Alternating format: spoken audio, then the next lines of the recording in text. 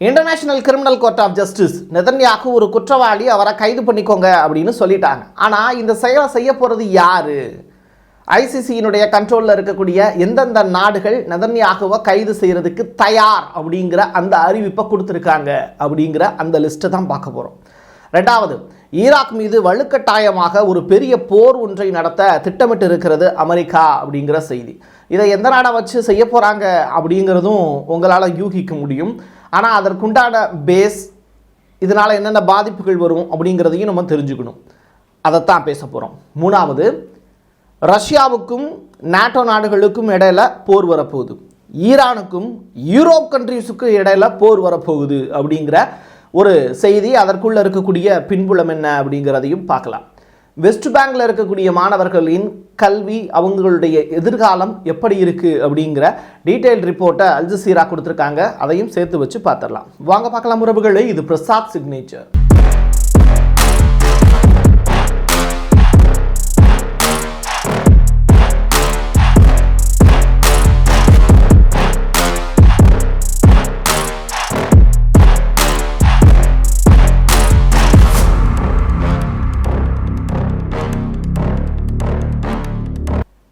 International criminal court of justice ICC தொடர்ச்சியாக மனித குலத்துக்கு எதிரான செயல்களை செய்த நெதன்யாகுவை கைது செய்யலாம் அப்படிங்கிற தீர்ப்பு கொடுத்துருக்காங்க. இந்த தீர்ப்பை மதித்து ஐசிசியினுடைய கண்ட்ரோலில் இருக்கக்கூடிய 124 நாடுகள் உறுப்பினர்களாக இருக்காங்க. இதில் எந்தெந்த நாடுகள்லாம் நெதன்யாகுவை கைது பண்ணுறதுக்கு ஓகே சொல்லியிருக்காங்கன்னா, மொத்தம் 27 நாடுகள் நாங்கள் ரெடி அப்படின்னு சொல்லியிருக்காங்க. இப்போ இந்தந்த கண்ட்ரீஸுக்கெல்லாம் அவர் போனார் அப்படின்னா அவர் நிச்சயமாக கைது பண்ணி அந்த நாட்டினுடைய சிறைகள்லேயே அடைக்கப்படுவதற்கான வாய்ப்பு இருக்குது. ஸோ இதில் முதலாவதாக நம்ம பார்க்க வேண்டிய கண்ட்ரி அப்படின்னு சொல்லி பார்க்கும்போது இங்கிலாண்டா இஸ்ரேலுக்கு ஆயுதங்கள்லாம் கொடுத்து உதவி பண்ணிச்சே, அதே இங்கிலாண்டினுடைய பிரைம் மினிஸ்டர் ஸ்டாமர் இதே வார்த்தையை சொல்லியிருக்கார். எங்களுடைய நாட்டுக்கு அவர் வந்தார்னா நிச்சயமாக நாங்கள் கைது செய்வோம், எங்களுக்கு வேறு வழி இல்லை அப்படிங்கிற ஸ்டேட்மெண்ட்டு. இன்னொரு நாடு, இந்தியாவுக்கும் கனடாவுக்கும் இடையில எந்த அளவுக்கு ஒரு விரிசல் ஏற்பட்டுருச்சு அப்படிங்கிறத பிரசாத் சிக்னேச்சரை தொடர்ந்து பார்க்கக்கூடியவங்களால் புரிஞ்சுக்க முடியும்.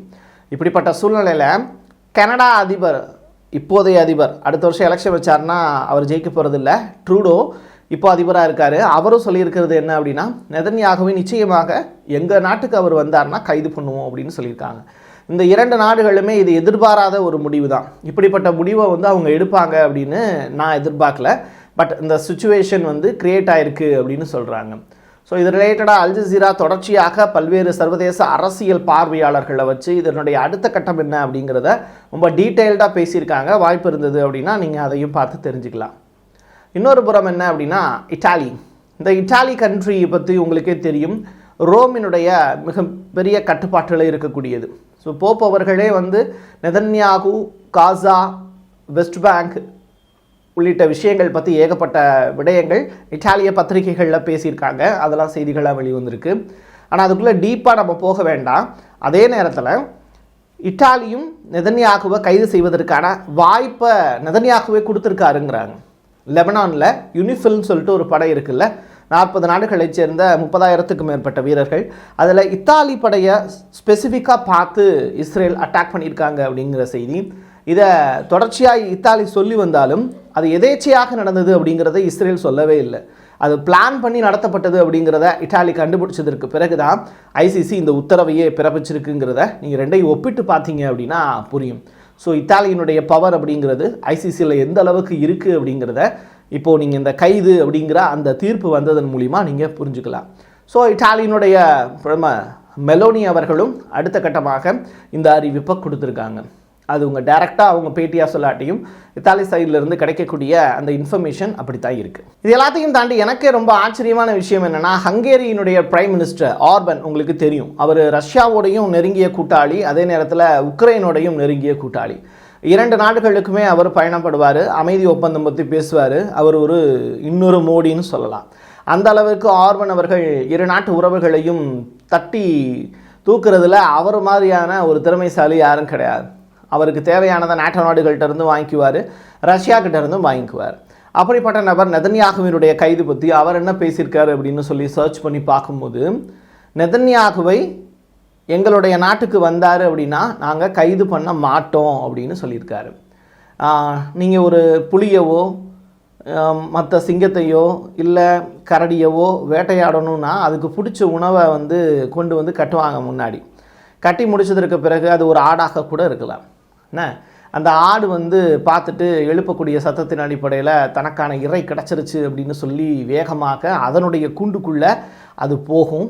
அப்போது புலியோ சிங்கமோ அந்த கரடியோ அந்த ஆடை வேட்டையாடவும் முடியாது. அதே நேரத்தில் இடையில ஒரு பெரிய பேரியர் வந்து அந்த இடத்துல வந்து ஜெயிலில் அடைக்கப்பட்டு விடும். அப்படிப்பட்ட ஒரு பெரிய வலையை வீசி கொண்டிருக்கிறார் ஆர்வன் அப்படிங்கிறது தான் இந்த செய்தி மூலிமா என்னால் புரிஞ்சுக்க முடியுது. ஆர்வன் அவர்கள் ரஷ்யா சொன்னாங்க அப்படின்னா இறுதி முடிவு அவங்க எடுக்கிறது தான். மற்றவங்க சொல்கிறதெல்லாம் சஜஷன், ரஷ்யா சொல்கிறது ஆர்வனுக்கு முடிவு. அந்த வகையில் வந்து நெதன்யாகுவை எளிமையாக அவர் கைது செய்து விடுவார். ஆனாலும் என் நாட்டுக்கு நீ வந்தீங்கன்னா கைது செய்ய மாட்டேன் அப்படிங்கிற ஸ்டேட்மெண்ட்டை அவர் சொல்லியிருக்கார். இதுதான் ரொம்ப இன்ட்ரெஸ்டிங்கான ஸ்டேட்மெண்ட்டு. வலைய விரிக்கிறான் போய் விழுந்துடாத அப்படிங்கிற கதையாக தான் இஸ்ரேலுடைய பிரதமர் நெதன்யாகுவுக்கு நம்ம சொல்லக்கூடிய ஒரு முக்கியமான செய்தியாகவும் சொல்ல வேண்டிய ஒரு சுச்சுவேஷன் இருக்குது. ஏன்னா நெதன்யாகு மீது நமக்கு நிறையா பாசம் இருக்குது, மரியாதை இருக்குது. அது பார்க்கக்கூடிய நபர்கள் உங்களுக்கே தெரியும். காசாவில் மட்டும் இதுவரைக்கும் 380 இஸ்ரேலிய வீரர்கள் பலியாயிருக்கிறதா அல் ஜசீரா ரிப்போர்ட் கொடுத்துருக்காங்க. இது அக்டோபர் 7 இருந்து இப்போ வரைக்கும் அப்படிங்கிற ரிப்போர்ட்டு. இது காசாவுக்கு உள்ள மட்டும் அப்படிங்கிற செய்தி. வெஸ்ட் பேங்க் ஏரியாவில் காசா ஸ்ட்ரிப்பில் உள்ள செய்தி கிடையாது. ஸோ இது அது கணக்கிட்டீங்க அப்படின்னா அது தனியாக வேறு மாதிரி இருக்கும். இன்னொரு புறம் ஜெபாலியா அப்படிங்கிற முகாம், அது முகாம் அப்படிங்கிறத தாண்டி முழுக்க முழுக்க போர் ஆயுதங்கள் பயன்படுத்தப்பட்ட ஒரு தனி தீவு மாதிரி ஆயிடுச்சு. அந்த ஜெபாலியா பகுதியில் தொடர்ச்சியாக ஹமாஸுக்கும் இஸ்ரேலுக்கும் இடையில ஃபைட் நடந்துக்கிட்டே இருக்குது. ஆனால் ஹமாஸை முழுவதுமாக இஸ்ரேல் ஜெயிக்க முடியல. காரணம் என்னென்னா ஹமாஸினுடைய டிஃபென்ஸ் பொசிஷன் தான். ஸோ கடைசி வரைக்கும் இஸ்ரேலால் ஹமாஸை ஜெயிக்க முடியாதா அப்படிங்கிற கேள்வி கேட்டால் அதுக்கான பதில் வந்து அமெரிக்கா தான் சொல்லணும், இல்லை பார்த்துக்கிட்டு இருக்கக்கூடிய நீங்கள் தான் சொல்லணும். கார்னட் ஆன்டி டேங்க் மிசைல், அதாவது நம்ம ஒரு நாட்டின் மீது போர் பண்ணுறோம் அப்படின்னா அந்த நாடு மட்டும் நம்ம எதிரி கிடையாது. அந்த நாட்டுக்கு சப்போர்ட்டாக இருக்காங்கல்ல அவங்க எல்லாருமே தான் அந்த வேர்ல்டு பாலிடிக்ஸில் எனிமீஸ். ஸோ அந்த வகையில் வந்து லெபனானில் ஹிஸ்புல்லா பயன்படுத்தக்கூடிய ஆயுதங்கள் எல்லாமே ரஷ்ய மேடு ராக்கெட்ஸ் அப்படிங்கிறாங்க. இப்போ நான் பயன்படுத்தின அந்த வார்த்தை கூட ரஷ்யாவினுடைய டேங்க்கு மிசைல்ஸாக வந்து ஹிஸ்புல்லாவுக்கு கிடச்சிருக்கு. அது எல்லாமே சிரியா வழியாக வந்திருக்கு அப்படிங்கிற தகவல்லாம் சொல்லிக்கிட்டு இருக்காங்க. ஸோ இப்படிப்பட்ட சூழ்நிலையில் அதை ஊர்ஜினப்படுத்தக்கூடிய வகையில் அவங்களுடைய அந்த ஆயுதங்கள் எல்லாமே வந்து டெஸ்ட்டுக்கு போயிட்டு அதை கன்ஃபார்ம் பண்ணியிருக்காங்க இஸ்ரேல் அப்படிங்கிற செய்தி. ஸோ ஹிஸ்புல்லா வந்து முழுக்க முழுக்க ரஷ்யாவினுடைய துணையோடு இயங்குது, ஈரானுடைய துணையோடு இயங்குது, இல்லாட்டி அவங்களால இவ்வளவு பெரிய வாரை நடத்த முடியாது அப்படின்னு. ஒரு கட்டத்தில் வந்து ஹிஸ்புல்லா முழுவதுமாக தோற்கக்கூடிய ஒரு நிலை இருந்தது. கலாச்சார மையங்கள்லாம் அடித்து தும்சமாட்டாங்க. அதற்கு பிறகு மறுபடியும் அவங்களுக்கு ஆயுத சப்ளைங்கிறது நடந்திருக்கு. அதற்கு பிறகு தான் இப்போ தெற்கு லெபனானை மீட்கக்கூடிய முயற்சியை லெபனானில் இருக்கக்கூடிய ஹிஸ்புல்லா எடுத்துக்கிட்டு இருக்காங்க. கிட்டத்தட்ட தெற்கு லெபனான் முழுவதுமாக இஸ்ரேலுடைய கட்டுப்பாட்டுக்குள்ளே போயிடுச்சு. அதை மீட்கிறதுக்கான வேலையை மட்டும்தான் இப்போதைக்கு ஹிஸ்புல்லா பண்ணிக்கிட்டு இருக்காங்க அப்படிங்கிற செய்தியும் மக்களுக்கு நம்ம தெளிவாக சொல்லிக்கிட்டு இருக்கோம். ஏன்னா தொடர்ச்சியாக ஹிஸ்புல்லா வந்து இஸ்ரேலுடைய படைகள் மீண்டும் லெபனானை நோக்கி வராத அளவுக்கு ஹைஃபால தாக்குதல் நடத்துகிறாங்க.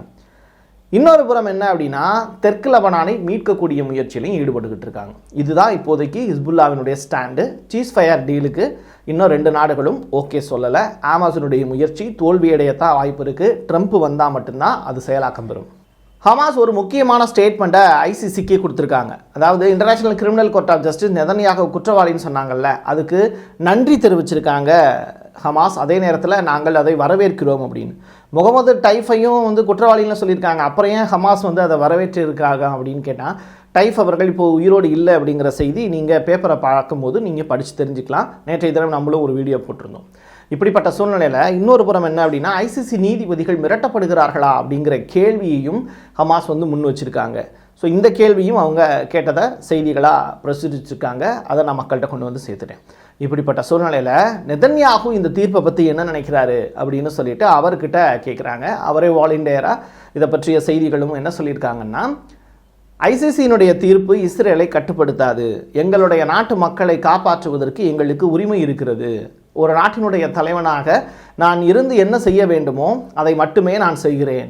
அப்படி இருக்கும்போது என்னை பார்த்து இனப்படுகொலையாளன், மனித குலத்துக்கு எதிரானவன் அப்படின்னு சொல்வதை நான் ஏற்க முடியாது அப்படிங்கிறது தான் இஸ்ரேலிய பிரதமர் நெதன்யாகு கொடுத்திருக்கக்கூடிய ஸ்டேட்மெண்ட். இது அவர் சொன்னது நவம்பர் மாதம் 21ஆம் தேதி.